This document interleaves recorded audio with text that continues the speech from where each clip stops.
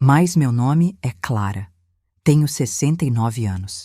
Durante a vida inteira, sempre tive fama de ser forte, independente, daquelas mulheres que resolvem tudo sem depender de ninguém.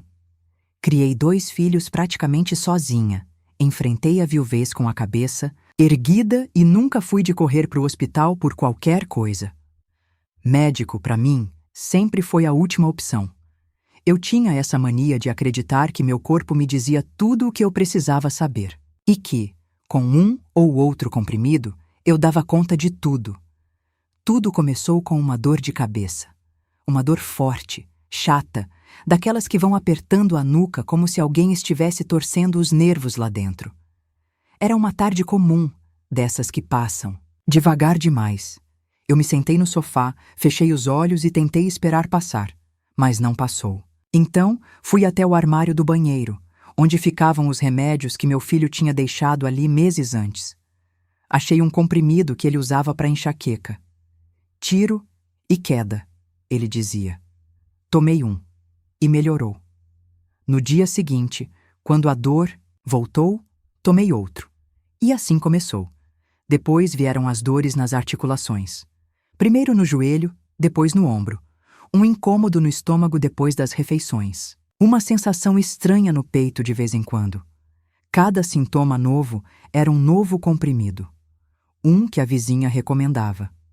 Outro que sobrou da última consulta médica de alguém da família. Eu tinha uma caixinha de plástico com divisórias, onde separava tudo: dor, estômago, nervoso, pressão. Eu mesma me prescrevia o que achava que precisava.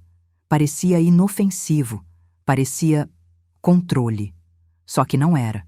Eu achava que estava me cuidando, mas na verdade estava caminhando num terreno minado. E só fui perceber isso quando meu corpo começou a gritar. Não com um aviso sutil, mas com um susto daqueles que a gente não esquece. O que mais me assustava era o silêncio. O silêncio com que os efeitos colaterais vinham. Eu não percebia que estava acordando com tonturas mais frequentes, que minha boca amanhecia seca, que o cansaço aumentava mesmo dormindo a noite toda. Tudo isso eu atribuía à idade. Coisas da terceira idade, eu pensava. Mas não era só isso. Eu estava me intoxicando aos poucos. Meu neto, Caio, foi o primeiro a me alertar. Ele tinha 15 anos, curioso, esperto. Um dia, me viu separando os comprimidos na mesa da cozinha e perguntou com aquele jeito direto de adolescente: Vó, quem passou isso tudo para a senhora? Sorri e disse orgulhosa: Eu mesma, já sei o que funciona para mim. Ele arqueou a sobrancelha, pegou o celular e começou a procurar os nomes dos remédios. Lembro direitinho do jeito que ele me olhou depois de ler. Vó, isso aqui que é a... Senhora toma pro estômago, não pode ser misturado com esse outro aqui. Tá escrito aqui, interação perigosa.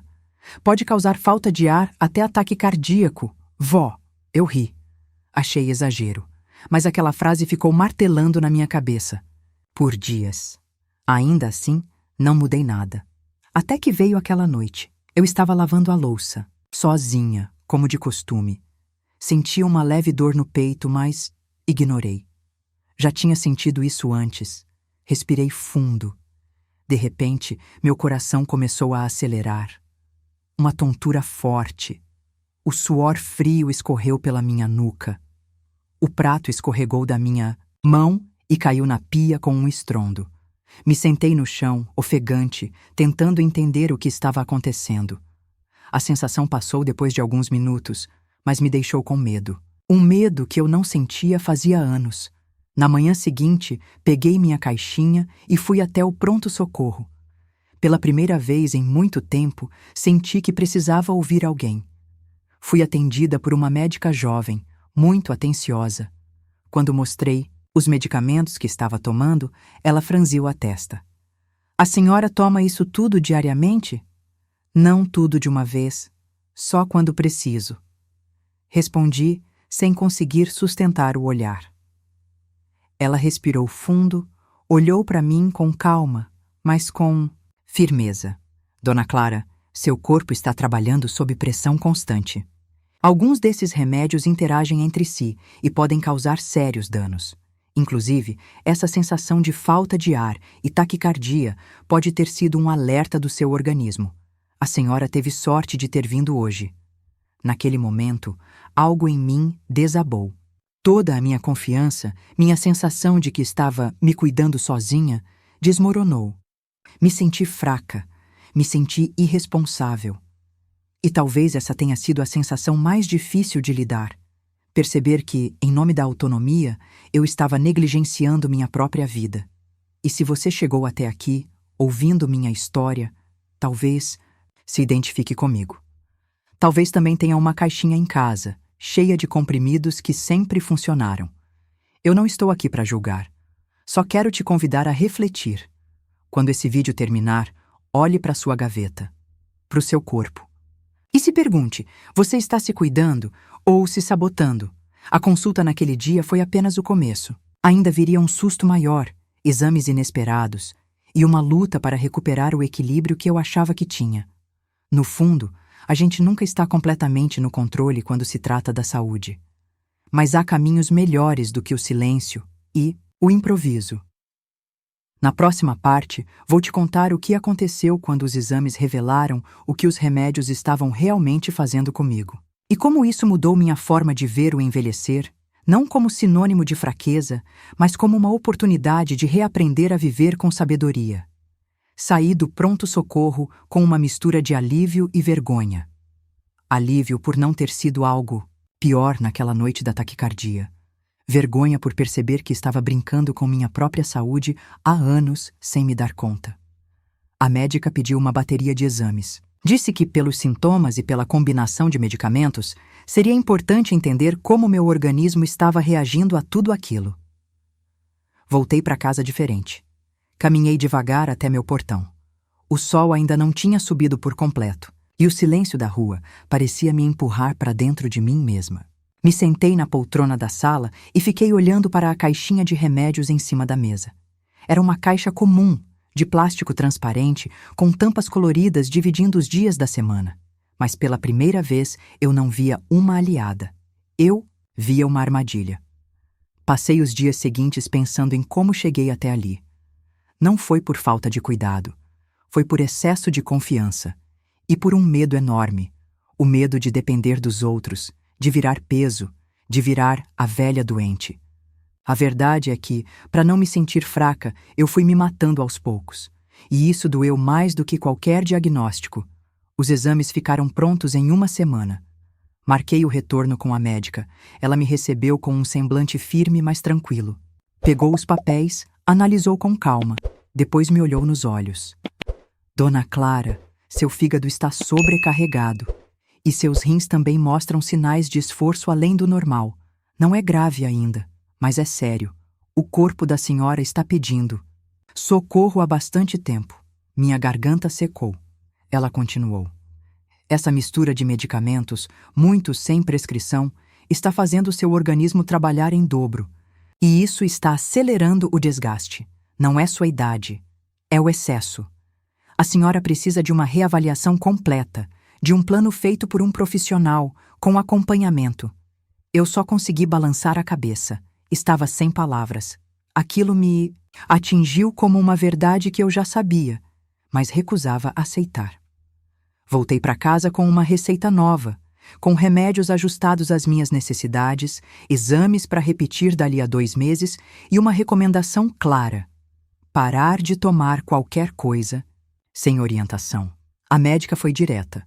Cada corpo tem sua história, e cada remédio um impacto. O que serve para um pode envenenar outro. E foi aí que entendi.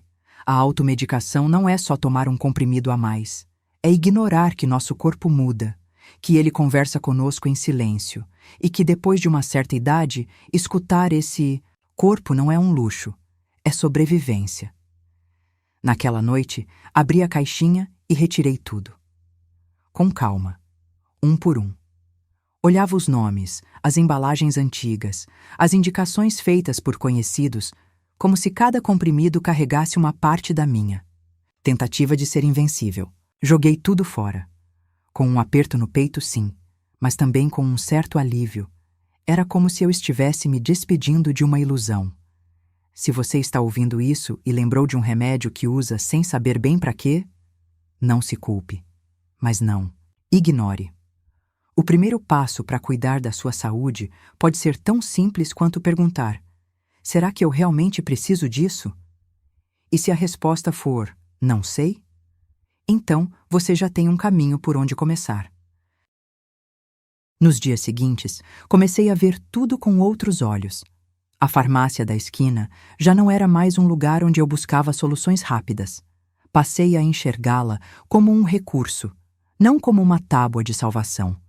Comecei a escrever num caderninho os sintomas que sentia, o horário das refeições, minhas emoções. A médica tinha pedido isso, e no começo achei bobeira, mas logo percebi como aquilo fazia sentido.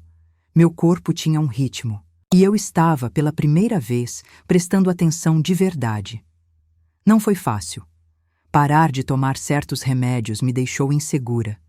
Tive noites difíceis, dias em que o corpo pesava, a ansiedade batia. Mas fui entendendo, aos poucos, que o corpo também reaprende. Que há dores que não precisam ser caladas com comprimidos. Que às vezes o que falta não é um remédio, é descanso, escuta, acolhimento. Meus filhos começaram a perceber a mudança. No começo, desconfiados, depois, orgulhosos. Meu neto, Caio, me trouxe um presente um dia, um livro sobre envelhecimento saudável. Com ele veio um bilhete. Vó, te admiro ainda mais agora, porque reconhecer que precisa de ajuda é um ato de coragem, e aquilo me emocionou. Porque sim, foi preciso coragem. Não a coragem que enfrenta tudo sozinha, mas a coragem de admitir que ninguém envelhece bem em silêncio, que não é fraqueza buscar orientação, que crescer, amadurecer, envelhecer, tudo isso é também se permitir mudar. E você, que está comigo até aqui, talvez esteja sentindo um aperto no peito agora. Talvez tenha reconhecido em mim a sua história ou a de alguém que ama. Se for o caso, respire. É sempre tempo de recomeçar.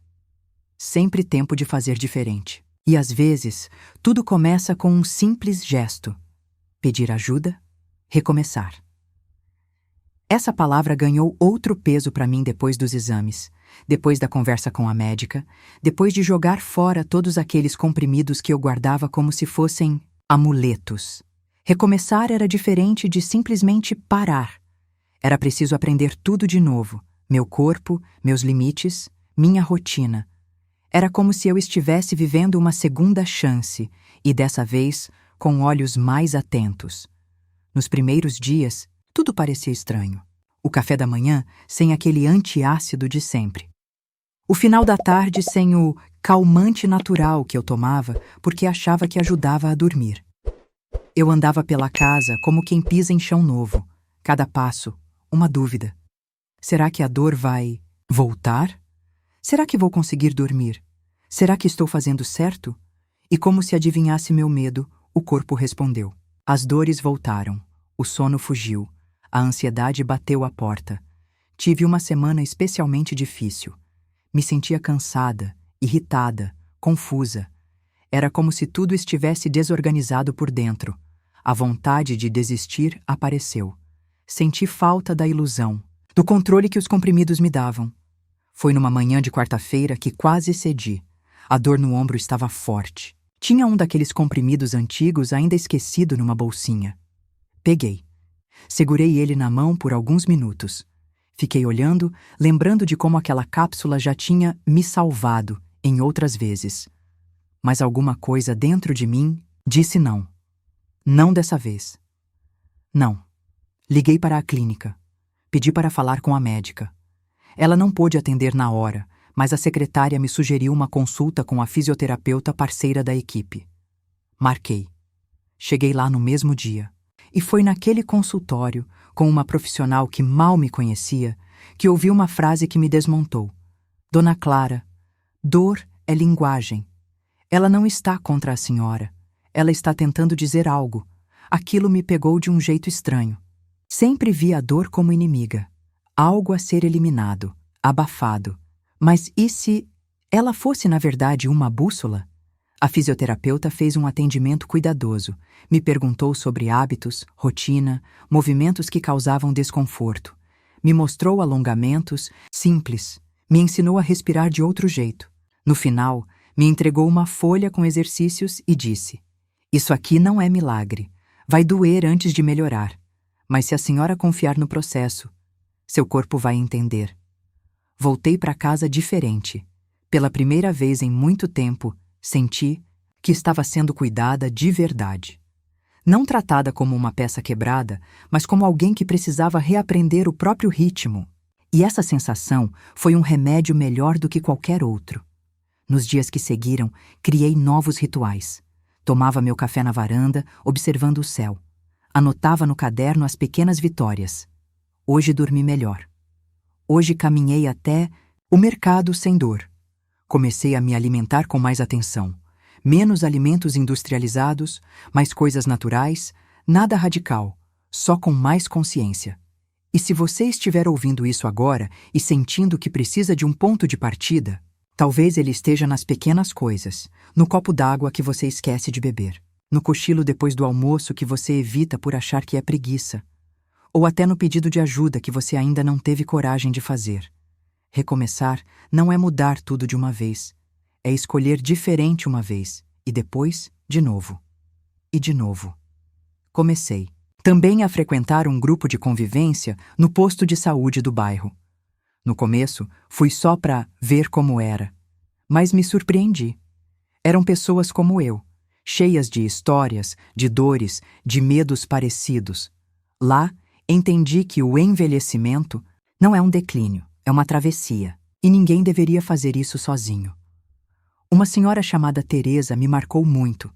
Ela tinha 82 anos, andava com dificuldade, mas sorria como quem carrega uma luz por dentro. Um dia, ela disse: "Quando eu era jovem, queria curar tudo rápido. Hoje, só quero entender o que meu corpo está tentando me ensinar." Aquela frase ficou comigo. Passei a conversar mais com meu corpo, a escutar os alertas, a respeitar os cansaços, não como derrotas, mas como sinais. Meu corpo não estava me traindo, ele estava tentando me proteger. E eu, por anos, não quis ouvir. Olhar para trás ainda dói um pouco. Penso no tempo que perdi tentando ser forte do jeito errado, mas também sinto gratidão por ter conseguido virar essa chave, por ter dito não àquela cápsula naquela quarta-feira, porque foi ali que tudo começou a mudar. Alguns meses depois que comecei minha reeducação com os remédios, encontrei a Marta na feira. A Marta é daquelas amigas antigas, companheira de muitos cafés, histórias e também silêncios. Quando nos vimos, ela comentou logo: "Clara, você está diferente", com um brilho no rosto. "Está fazendo algo novo?" Sorri. E pela primeira vez contei. Contei tudo. Desde o dia do sufoco até os exames, as consultas, as mudanças. Ela me ouviu com atenção, mas com um olhar que eu conheço bem. Era o olhar de quem está escutando e ao mesmo tempo se protegendo, como se aquilo tudo fosse verdade só para mim. No fim da conversa, ela apenas disse: "Eu te entendo, mas cada corpo é um corpo, né?" No meu caso, eu já sei o que funciona, me conheço bem. Aquilo me doeu um pouco, porque era exatamente o que eu dizia antes de tudo acontecer. Mas não insisti. Aprendi com muito custo que cada pessoa tem seu tempo. Que empurrar uma verdade, por mais importante que seja, pode afastar mais do que aproximar.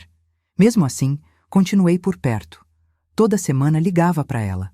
Convidava para caminhar, trocava receitas, falava dos progressos que eu fazia. Não para convencer, mas para compartilhar. Um dia, ela me ligou, chorando. Disse que estava com muita azia, tontura, um mal-estar que não passava. Eu fui até lá. Encontrei a Marta pálida, com uma caixa enorme de comprimidos sobre a mesa. Sentei ao lado dela. Peguei a caixa. Tinha de tudo: remédio para pressão, analgésico, relaxante muscular, um monte de fitoterápicos, alguns vencidos. Era um pequeno arsenal. E ela tomava tudo sozinha. Não julguei. Apenas perguntei: "Marta, quem te receitou tudo isso?" Ela baixou os olhos. Disse que alguns vinham de indicações de vizinhos, outros de amigas. Outros ela já tomava há anos e que nunca sentiu nada grave. Até agora, ela dizia: eu sempre dei conta sozinha, Clara. Não queria dar trabalho para médico nem para minha filha. Achei que era melhor não incomodar. Aquela frase me cortou, porque eu já tinha pensado assim. A gente, com o tempo, começa a se achar um peso. Acha que pedir ajuda é ser frágil, dependente. Mas o que é mais pesado, um pedido de ajuda ou uma internação de emergência? Convenci a Marta a ir comigo ao posto. A médica foi acolhedora, paciente. Explicou tudo com calma. Pediu exames, revisou as medicações, orientou o que manter e o que descartar. A Marta saiu de lá mais leve. Não só no corpo, mas na alma. Nos dias que se seguiram, ela me ligava com dúvidas, inseguranças. Eu ajudava como podia. E foi aí que percebi algo muito importante. A jornada contra a automedicação não é só individual. É coletiva. É silenciosa, escondida nos armários de tanta gente que a gente ama. A Marta, como muitas outras mulheres da nossa idade, sempre cuidou de todo mundo. Filhos, marido, casa, vizinhos. Mas se esqueceu de cuidar de si. E quando o corpo pediu socorro, ela tentou silenciar com comprimidos. Assim como eu. Talvez você também conheça alguém assim. Uma vizinha. Uma tia. Talvez sua própria mãe. Alguém que diz está tudo bem, com um sorriso educado, mas que esconde dores antigas atrás de medicamentos tomados sem critério. Se puder, estenda a mão. Às vezes, tudo o que essa pessoa precisa é de um olhar sem julgamento. De alguém que diga: vamos juntas, não precisa ser assim. Com o tempo, Marta foi melhorando. Não de uma vez, claro, mas com passos pequenos e firmes. Criamos uma rotina de caminhadas, trocamos dicas de chás naturais aprovados pelo médico, até começamos a frequentar juntas o grupo de convivência. Ela, que antes escondia os remédios como segredos, agora falava sobre eles com responsabilidade, sem vergonha. E numa dessas manhãs, tomando café juntas, ela me disse: eu nunca pensei que conseguiria mudar, Clara, mas quando vi que você conseguiu, eu pensei: por que não eu? Aquela frase foi um presente, porque mostra que o exemplo toca mais fundo que qualquer discurso, que nossa mudança pode inspirar outras mudanças, silenciosas, delicadas, mas poderosas. Quando comecei a cuidar de mim, de verdade, percebi que algo mudou também ao redor. Meu corpo se reorganizava, sim, mas havia algo mais profundo. Os laços com minha família começaram a se transformar. E eu nem percebi de imediato. Foi minha filha quem comentou primeiro. Num domingo em que ela veio almoçar comigo com os meninos. Mãe, não sei o que é, mas você está mais presente, mais leve. Parece até que sua voz está diferente. Ela disse isso com um sorriso tímido, meio desconfiado. E eu senti um nó na garganta, porque por dentro eu sabia exatamente o que tinha mudado. Pela primeira vez em anos, eu estava ali, inteira, não dopada, não irritada por causa dos efeitos colaterais, não lutando contra o cansaço trazido por remédios tomados sem orientação. Estava ali, escutando de verdade, rindo sem esforço, brincando com meus netos sem precisar me levantar toda hora para buscar um comprimido ou me isolar no quarto com enxaqueca. Me dei conta, naquele almoço, de como a automedicação não tinha afetado só meu corpo. Ela tinha me afastado sutilmente das pessoas que eu mais amava. Durante muito tempo, eu dizia que estava bem, mesmo quando não estava. Preferia lidar sozinha com as dores, com o mal-estar, com a insônia. Achava que isso era ser forte. Mas, no fundo, era medo. Medo de parecer frágil, de preocupar meus filhos, de ser vista como idosa demais. Naquela tarde, depois do café, chamei minha filha para sentar comigo na varanda. Falei sobre tudo. Sobre os comprimidos antigos, o sufoco que passei, a ajuda médica, o quanto precisei me desconstruir. Ela me olhou, emocionada, e disse: Mãe, eu achava que a senhora não confiava em mim para dividir essas coisas. Eu me sentia tão distante às vezes, foi como levar um soco no peito. Porque eu nunca quis isso. Só achei que estava poupando eles. Mas, na verdade, eu estava afastando. E agora, ali, de mãos dadas com minha filha, entendi que cuidar de mim era também cuidar da nossa relação. Se você tem filhos, netos, sobrinhos, talvez também tenha construído esse muro invisível. Aquela barreira feita de silêncio, de tá tudo bem, de não quero incomodar. Mas será que não é hora de abrir uma fresta? Mostrar quem você realmente é, com suas dores, sim, mas também com sua coragem de buscar ajuda, de mudar, de viver melhor? Às vezes, compartilhar nossa história é o maior presente que podemos dar a quem nos ama. Com o tempo, meus netos começaram a me ver diferente também. Antes, quando vinham aqui, eu estava sempre cansada, deitada ou distraída com algum mal-estar. Agora, era eu quem os chamava para brincar no quintal, quem preparava bolo, quem ria com vontade. Num dia especial, o menor deles me abraçou forte e disse: "Vovó, eu gosto de vir aqui agora. Antes era meio chato, sabia? Eu ri." Mas aquilo me pegou, porque as crianças dizem a verdade sem filtro. E ali estava ela, Clara, na voz inocente do meu neto. Quando eu me ausentei de mim, também me ausentei deles. Foi nesse reencontro com minha família que entendi que a automedicação tinha roubado mais do que minha saúde. Ela tinha me roubado. Momentos, presenças, sorrisos. E agora, recuperando tudo isso, eu me sentia outra, mais viva, mais humana, mais mãe, mais avó, mais mulher. E sabe o que é mais bonito? Ninguém exigiu isso de mim, nem me cobrou. A transformação começou, de dentro, quando decidi parar de tapar os buracos com comprimidos, quando escolhi escutar meu corpo e meu coração. Hoje, quando olho para trás, parece que vivi duas vidas dentro de uma só. Uma, silenciosa e adormecida, escondida atrás de caixas, de comprimidos, de dores abafadas, de medos disfarçados de força. Outra, desperta, inteira, que aprendeu a dizer "preciso de ajuda", sem vergonha, que entendeu que cuidar de si é um ato de amor, não de fraqueza. Eu não falo tudo isso para posar de exemplo, nem para ser admirada. Falo porque sei que, aí do outro lado, tem alguém vivendo o que eu vivi. Alguém que abre o armário do banheiro e encontra um monte de frascos, nomes complicados, datas vencidas.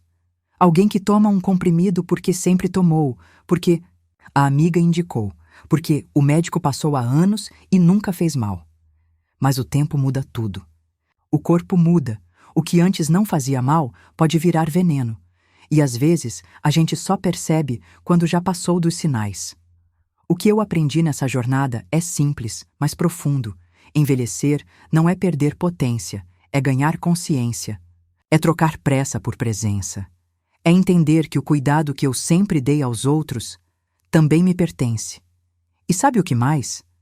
Nunca é tarde. Eu comecei minha mudança aos 68 anos.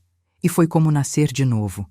Aprendi a ouvir meu corpo, a confiar nos profissionais certos, a perguntar, a anotar, a dizer "não sei".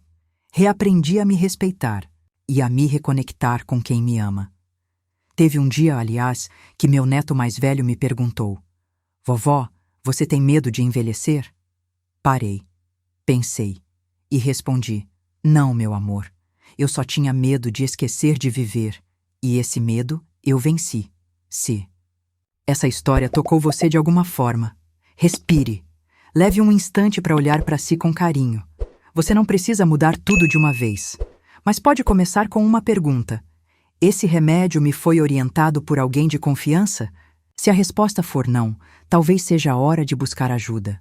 Um médico, uma enfermeira, um farmacêutico, alguém que te escute, que te oriente. Você merece esse cuidado, e se essa história te lembrou de alguém que você ama, envie, compartilhe.